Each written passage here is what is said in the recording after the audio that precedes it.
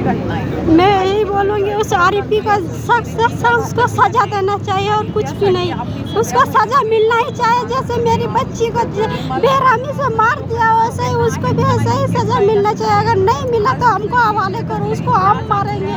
मेरी बच्ची को हम मारेंगे उस आरोपी को, बिना मतलब के बेवजह से मेरी बच्ची को मार दिया और कुछ नहीं। कठीण काळाला आपल्याला सामोरं जावं लागणार आहे। हिम्मत नहीं होता बस। या ठिकाणी महिला उभे राहिलेले आहेत। आज त्या मुलीची आई या ठिकाणी आपल्या सोबत या सरकार से इतनी विनती है कि उसको सजा दिलाओ और कुछ नहीं। भयानक आहे सगळं। 14 तारखेला एका लहान मुलीचा 5 वर्षाच्या मुलीचा चॉकलेट देऊन तिच्यावर अत्याचार करून निर्घृण असा खून करण्यात आला आणि मावळ तालुक्यातली आज ही तिसरी घटना आहे।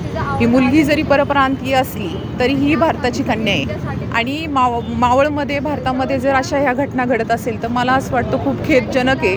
आज आम्ही सगळ्या महिला भगिनी या ठिकाणी या निषेध मोर्चावर अर्थी उतरलेलो आहोत। पण मला सरकारला एकच सांगायचं आहे की जरी हे मोर्चे आंदोलनं निघत असली तरी ह्याच्यामध्ये एक कायदा पारित करणं खूप गरजेचं आहे।